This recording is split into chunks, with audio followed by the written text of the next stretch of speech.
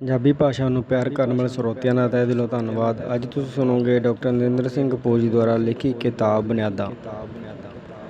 ਵੱਧ ਰਿਹਾ ਗੁੱਸਾ। ਗੁੱਸਾ ਮਨੁੱਖ ਦੀ ਇੱਕ ਮਹੱਤਵਪੂਰਨ ਬੁਨਿਆਦੀ ਪ੍ਰਵਿਰਤੀ ਹੈ। ਜਨਮ ਤੋਂ ਮਰਨ ਤੱਕ ਗੁੱਸਾ ਸਾਡੇ ਵਿਹਾਰ ਦਾ ਲਾਜ਼ਮੀ ਭਾਗ ਹੁੰਦਾ ਹੈ। ਕੋਈ ਵੀ ਜੀਵ ਜੰਤੂ ਇਸ ਤੋਂ ਮੁਕਤ ਨਹੀਂ ਹੈ। ਇਹ ਜੀਵਨ ਦਾ ਲਾਜ਼ਮੀ ਭਾਗ ਹੀ ਨਹੀਂ, ਇਹ ਜ਼ਰੂਰੀ ਭਾਗ ਵੀ ਹੈ। ਇਸ ਬਿਨਾਂ ਜੀਵਨ ਸੰਭਵ ਨਹੀਂ ਹੈ, ਕਿਉਂਕਿ ਇਹ ਮਨੁੱਖ ਦੀ ਮੈਂ ਵਿੱਚ ਰੰਗਿਆ ਹੁੰਦਾ ਹੈ। ਗੁੱਸੇ ਦਾ ਸਰਲ, ਸਿੱਧਾ ਅਤੇ ਸਪਸ਼ਟ ਕਾਰਨ ਇਹ ਹੁੰਦਾ ਹੈ ਕਿ ਸਾਡੀ ਕੋਈ ਲੋੜ ਪੂਰੀ ਨਹੀਂ ਹੋ ਰਹੀ।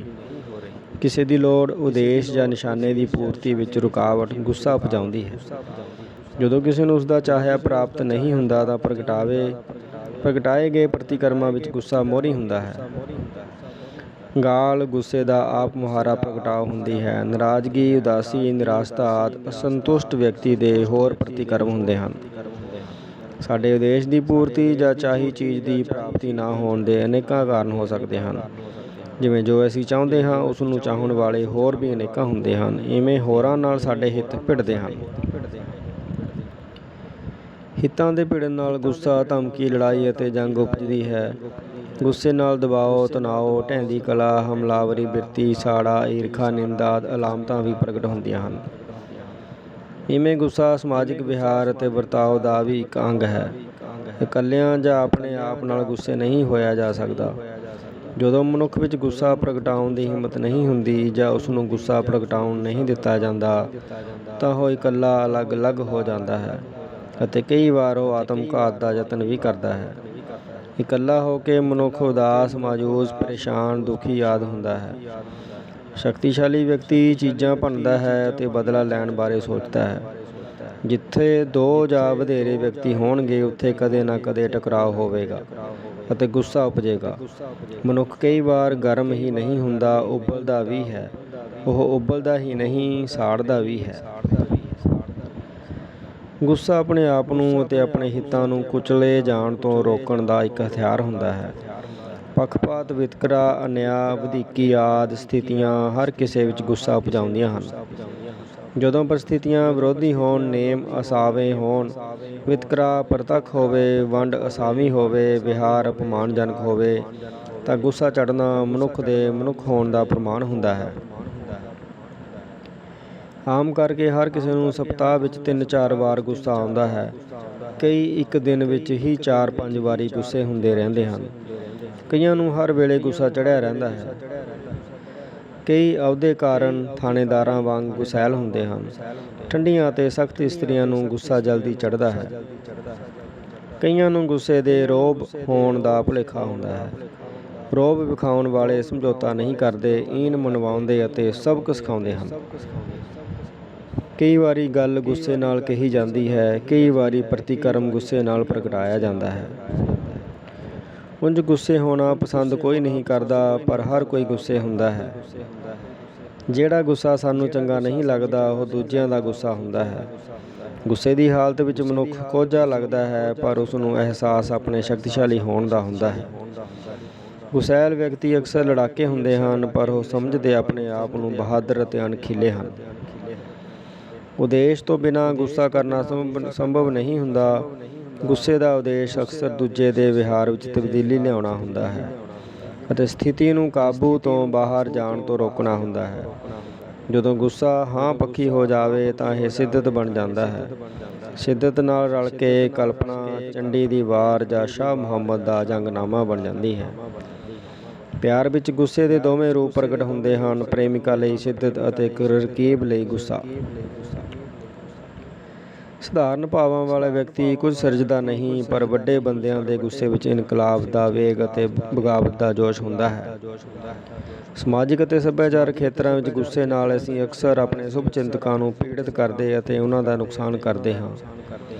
ਕਈ ਕੰਮਾਂ ਅਤੇ ਸੱਭਿਆਚਾਰਾਂ ਵਿੱਚ ਇਤਿਹਾਸਕ ਅਤੇ ਭੂਗੋਲਿਕ ਕਾਰਨਾਂ ਕਰਕੇ ਗੁੱਸਾ ਵਧੇਰੇ ਹੁੰਦਾ ਹੈ। ਸਰਹੱਦੀ ਇਲਾਕਿਆਂ, ਕਬੀਲਿਆਂ, ਆਦਿਵਾਸੀਆਂ, ਪਹਾੜੀ ਅਤੇ ਰੇਤਲੇ ਇਲਾਕਿਆਂ ਵਿੱਚ ਰਹਿਣ ਵਾਲਿਆਂ ਵਿੱਚ ਵਧੇਰੇ ਗੁੱਸਾ ਹੁੰਦਾ ਹੈ। ਰਾਜਪੂਤ, ਪਠਾਨ ਆਦਿ ਭੂਗੋਲਿਕ ਕਠਿਨਾਈਆਂ ਕਾਰਨ ਜਲਦੀ ਤੱਤੇ ਹੋ ਜਾਂਦੇ ਹਨ। ਸਿੱਖ, ਮੁਸਲਮਾਨ, ਯਹੂਦੀ ਆਦਿ ਇਤਿਹਾਸਕ ਕਾਰਨਾਂ ਕਰਕੇ ਵਧੇਰੇ ਗੁੱਸੇ ਵਾਲੇ ਹਨ। ਇਹ ਆਪਣੇ ਗੁੱਸੇ 'ਤੇ ਮਾਣ ਕਰਦੇ ਹਨ ਅਤੇ ਇਸ ਨੂੰ ਅਣਖ ਦਾ ਨਾਂ ਦਿੰਦੇ ਹਨ। ਰੂਸੀ, ਜਰਮਨ, ਤੁਰਕ ਆਦਿ ਗੁੱਸੇ ਨੂੰ ਆਜ਼ਾਦੀ ਦੀ ਢਾਲ ਸਮਝਦੇ ਹਨ। ਪੁਰਾਤਨ ਯੁੱਗ ਵਿੱਚ ਰੋਮਨ, ਈਰਾਨੀ, ਸਪਾਰਟਨ, ਯੂਨਾਨੀ ਆਦਿ ਨਿਰੰਤਰ ਭਿੜਦੇ ਰਹਿਣ ਕਰਕੇ ਸ਼ਾਂਤ ਜੀਵਨ ਗੁਜ਼ਾਰਨਾ ਭੁੱਲ ਹੀ ਗਏ ਸਨ। ਮਾਸ ਖਾਣ ਵਾਲੀਆਂ ਕੌਮਾਂ ਵਿੱਚ ਗੁੱਸਾ ਵਧੇਰੇ ਹੁੰਦਾ ਹੈ।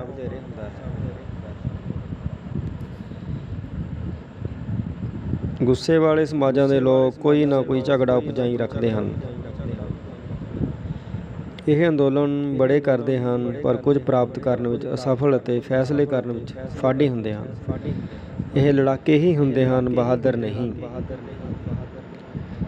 ਜੇ ਕੋਈ ਬਾਹਰੀ ਜਾਂ ਸਾਂਝਾ ਦੁਸ਼ਮਣ ਨਾ ਹੋਵੇ ਤਾਂ ਇਹ ਸ਼ੀਆ ਅਤੇ ਸੁੰਨੀਆਂ ਵਾਂਗ ਆਪਸ ਵਿੱਚ ਮਰਨਾ ਮਾਰਨਾ ਜਾਰੀ ਰੱਖਦੇ ਹਨ। ਜਿਹੜੇ ਝੱਟ ਤੱਤੇ ਅਤੇ ਝੱਟ ਠੰਡੇ ਹੋ ਜਾਂਦੇ ਹਨ, ਉਹ ਭੈੜੇ ਨਹੀਂ ਹੁੰਦੇ, ਮੂਰਖ ਹੁੰਦੇ ਹਨ। ਉਹ ਬਹਾਦਰ ਨਹੀਂ ਹੁੰਦੇ, ਜਿੱਦੀ ਹੁੰਦੇ ਹਨ। ਸੰਸਾਰ ਵਿੱਚ ਗਰੀਬੀ, ਅਨਪੜ੍ਹਤਾ ਅਤੇ ਪਛੜੇਪਣ ਆਦਿ ਦਾ ਇੱਕ ਕਾਰਨ ਗੁੱਸਾ ਵੀ ਹੈ। ਗੁੱਸੇ ਵਿੱਚ ਕਈਆਂ ਗੱਲਾਂ ਅਚਾਨਕ ਉਪਜੀਆਂ ਲੱਗਦੀਆਂ ਹਨ, ਪਰ ਇਹ ਪਹਿਲਾਂ ਕਈ ਵਾਰ ਸੋਚੀਆਂ ਗਈਆਂ ਹੁੰਦੀਆਂ ਹਨ।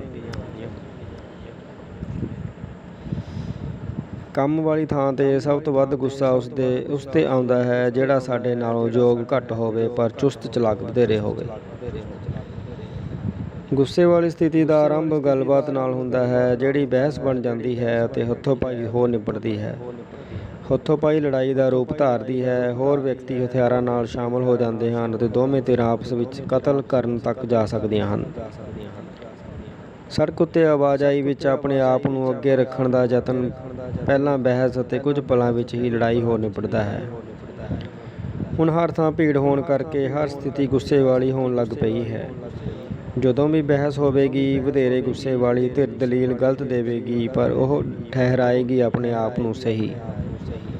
ਝਗੜੇ ਵਿੱਚ ਕਈ ਅਜਿਹੇ ਤੁਹਾਡੇ ਸਮਰਥਨ ਵਿੱਚ ਨਿੱਤਰਨਗੇ ਜਿਨ੍ਹਾਂ ਬਾਰੇ ਤੁਸੀਂ ਮਗਰੋਂ ਸੋਚੋਗੇ ਕਿ ਚੰਗਾ ਹੁੰਦਾ ਜੇ ਉਹ ਤੁਹਾਡੇ ਵਿਰੋਧੀ ਹੁੰਦੇ।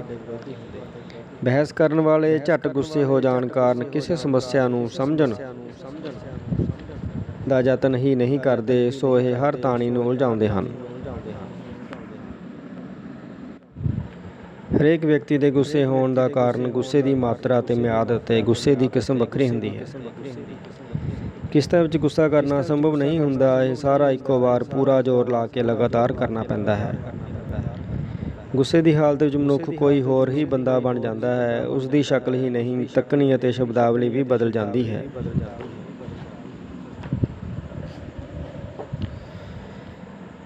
ਜਦੋਂ ਗੁੱਸਾ ਉਤਰ ਜਾਂਦਾ ਹੈ ਤਾਂ ਪੁਰਾਣਾ ਬੰਦਾ ਵਾਪਸ ਆ ਜਾਂਦਾ ਹੈ। ਜੇ ਥਾਣੇਦਾਰ ਵਿੱਚ ਗੁੱਸਾ ਨਾ ਹੋਵੇ ਤਾਂ ਉਹ ਥਾਣੇਦਾਰ ਹੀ ਨਹੀਂ ਲੱਗਦਾ। ਗੁੱਸੇ ਰਾਹੀਂ ਮਨੁੱਖ ਸੱਭਿਅਕ ਹੋਣ ਤੋਂ ਪਹਿਲਾਂ ਵਾਲੀ ਸਥਿਤੀ ਵਿੱਚ ਪਹੁੰਚ ਜਾਂਦਾ ਹੈ। ਬਹੁਤ ਅਧਿਕ ਗੁੱਸੇ ਵਿੱਚ ਪਾਗਲਪਣ ਵਾਲੇ ਲੱਛਣ ਹੁੰਦੇ ਹਨ। ਗੁੱਸਾ ਅਕਸਰ ਆਪਣੇ ਤੋਂ ਕਮਜ਼ੋਰ ਵਿਅਕਤੀ 'ਤੇ ਆਉਂਦਾ ਹੈ। ਜੇ ਸੁੱਤੇ ਥਾਣੇਦਾਰ ਨੂੰ ਸਿਪਾਹੀ ਜਗਾਵੇ ਤਾਂ ਥਾਣੇਦਾਰ ਸਿਪਾਹੀ ਨਾਲ ਗੁੱਸੇ ਹੋਵੇਗਾ। ਜੇ ਉਸ ਦਾ ਅਫਸਰ ਜਗਾਵੇ ਤਾਂ ਉਸ ਸਾਹਮਣੇ ਉਹ ਜੀ ਕਰੇਗਾ। ਅਮੀਰ ਗਰੀਬਾਂ ਨੂੰ, ਮਾਲਕ ਨੌਕਰਾਂ ਨੂੰ, ਪਤੀ ਪਤਨੀਆਂ ਨੂੰ, ਅਧਿਆਪਕ ਵਿਦਿਆਰਥੀਆਂ ਨੂੰ, ਇਸਤਰੀਆਂ ਨੌਕਰਾਣੀਆਂ ਨੂੰ ਗੁੱਸੇ ਹੁੰਦੀਆਂ ਹੀ ਰਹਿੰਦੀਆਂ ਹਨ। ਅਜੋਕੀ ਖੁਰਾਕ ਦਾ ਵੀ ਗੁੱਸਾ ਉਪਜਾਉਣ ਵਿੱਚ ਵੱਡਾ ਰੋਲ ਹੈ। ਮਾਸ ਅਤੇ ਸ਼ਰਾਬ ਦੇ ਸੇਵਨ ਦਾ ਵਧਣਾ ਅਤੇ ਤੇਜ਼ ਮਸਾਲਿਆਂ ਅਤੇ ਮਿਰਚਾਂ ਵਾਲੇ ਪਕਵਾਨ ਸਾਡੀ ਮਨੋਬਿਰਤੀ ਨੂੰ ਵਿਗਾੜਦੇ ਹਨ।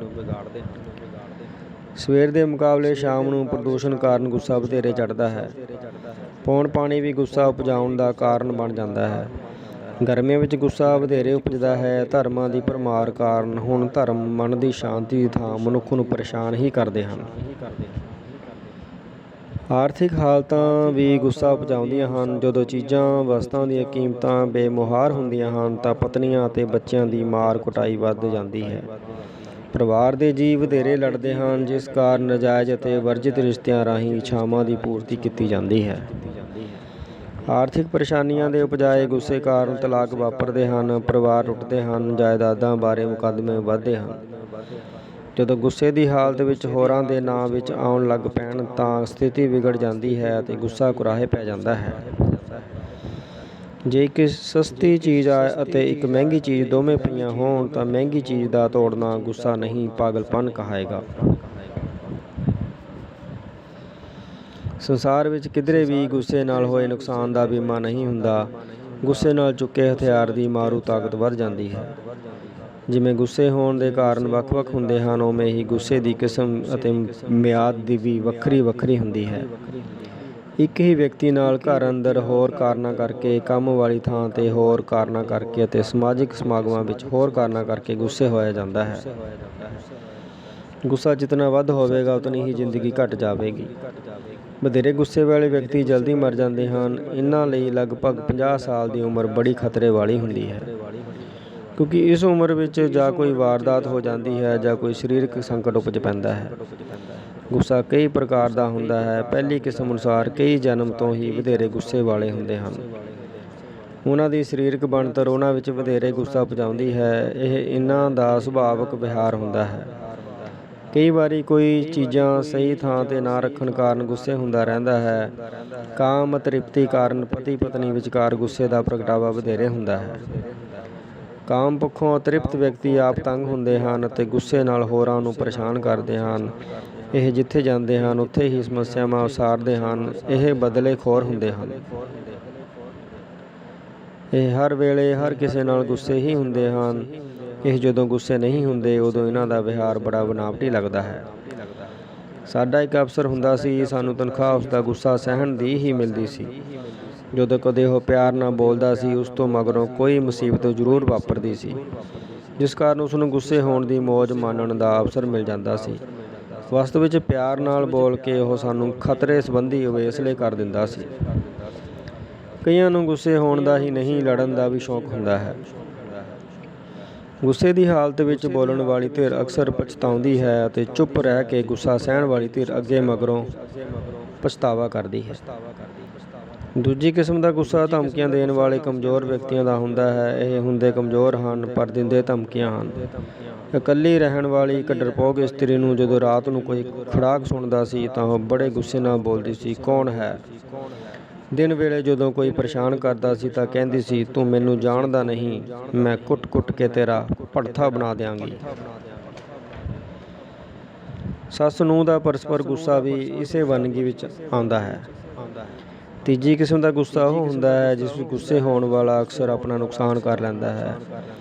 ਅਜਿਹੇ ਵਿਅਕਤੀਆਂ ਦੇ ਸੱਟਾਂ ਲੱਗਦੀਆਂ ਰਹਿੰਦੀਆਂ ਹਨ ਅਤੇ ਪੱਟੀਆਂ ਬੰਨ੍ਹੀਆਂ ਹੀ ਰਹਿੰਦੀਆਂ ਹਨ। ਸਥਿਤੀ ਕੋਈ ਹੋਵੇ, ਇਹ ਕੁੱਟਮਾਰ 'ਤੇ ਉਤਰ ਆਉਂਦੇ ਹਨ। ਇੱਕ ਵਾਰ ਇੱਕ ਕਾਰ ਵਾਲੇ ਨੂੰ ਦੂਜੇ ਨੇ ਰਸਤਾ ਨਾ ਦਿੱਤਾ। ਰਸਤਾ ਨਾ ਮਿਲਣ ਕਾਰਨ ਗੁੱਸੇ ਵਿੱਚ ਉਹ ਪਿੱਛਾ ਕਰਦਾ ਕਰਦਾ ਅਗਲੇ ਦੇ ਘਰ ਤੱਕ ਚਲਾ ਗਿਆ ਅਤੇ ਲੜਾਈ ਹੋਣ 'ਤੇ ਚੰਗੀ ਕੁੱਟ ਖਾ ਕੇ ਵਾਪਸ ਮੁੜਿਆ।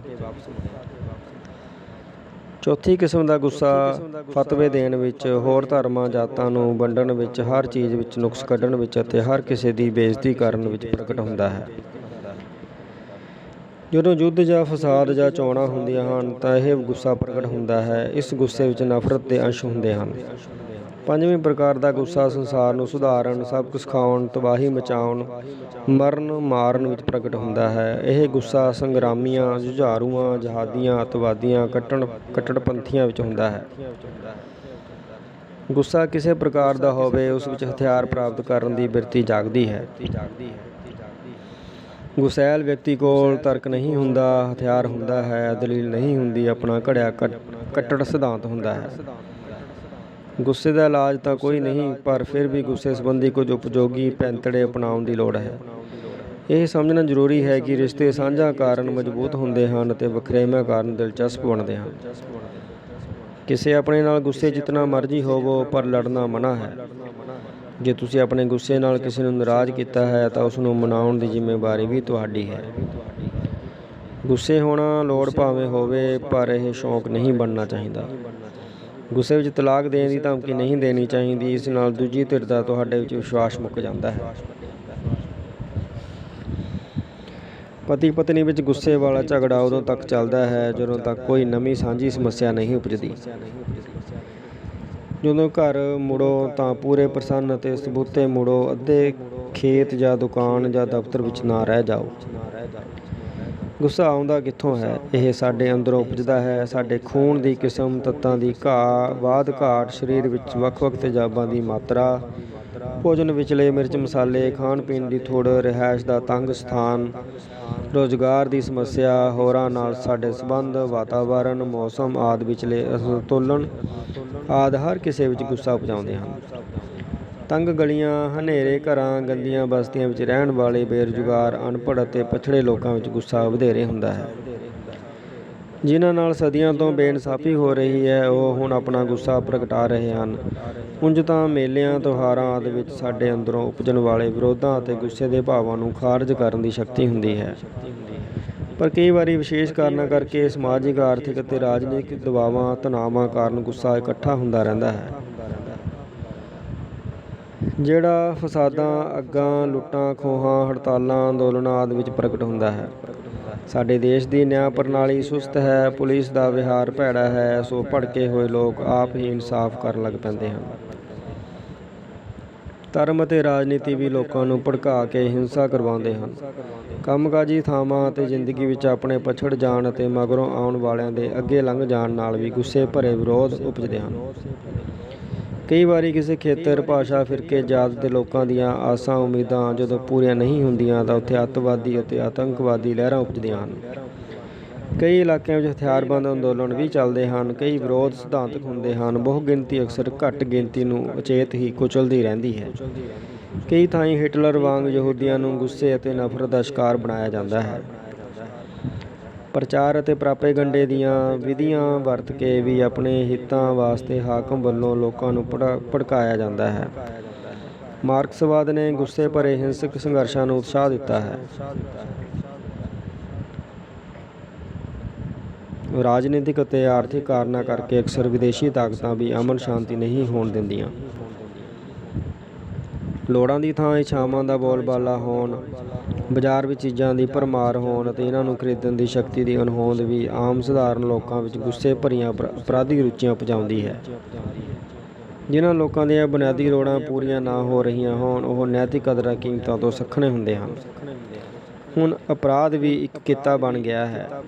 ਆਧੁਨਿਕ ਪੜ੍ਹੀ ਲਿਖੀ ਇਸਤਰੀ ਦੇ ਘਰੋਂ ਬਾਹਰ ਨਿਕਲਣ, ਸੁਤੰਤਰ ਹੋ ਕੇ ਵਿਚਰਨ ਨਾਲ ਵੀ ਕਮਜ਼ੋਰ ਅਤੇ ਅਲਪ ਬੁੱਧੀ ਵਾਲੇ ਪਰੰਪਰਾਵਾਦੀ ਗੁਸੈਲ ਪੁਰਸ਼ਾਂ ਵਿੱਚ ਬਲਾਤਕਾਰ ਕਰਨ, ਤੇਜ਼ਾਬ ਸੁੱਟਣ, ਪਿੱਛਾ ਕਰਨ, ਕਤਲ ਕਰਨ ਆਦਿ ਜਿਹੀਆਂ ਹਿੰਸਕ ਪ੍ਰਵਿਰਤੀਆਂ ਵਧੀਆਂ ਹਨ।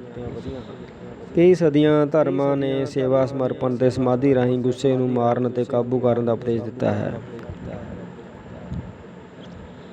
ਉਦਯੋਗਿਕ ਕ੍ਰਾਂਤੀ ਉਪਰੰਤ ਗੁੱਸਾ ਇੱਕ ਗੰਭੀਰ ਸਮੱਸਿਆ ਵਜੋਂ ਉੱਭਰਿਆ ਹੈ ਅਤੇ ਹੁਣ ਗੁੱਸੇ ਨੂੰ ਇੱਕ ਮਨੋਵਿਗਿਆਨਕ ਰੋਗ ਅਤੇ ਪਰਿਵਾਰਕ ਸਮਾਜਿਕ ਸਮੱਸਿਆ ਸਮਝ ਕੇ ਇਸ ਦਾ ਇਲਾਜ ਕੀਤਾ ਜਾਂਦਾ ਹੈ।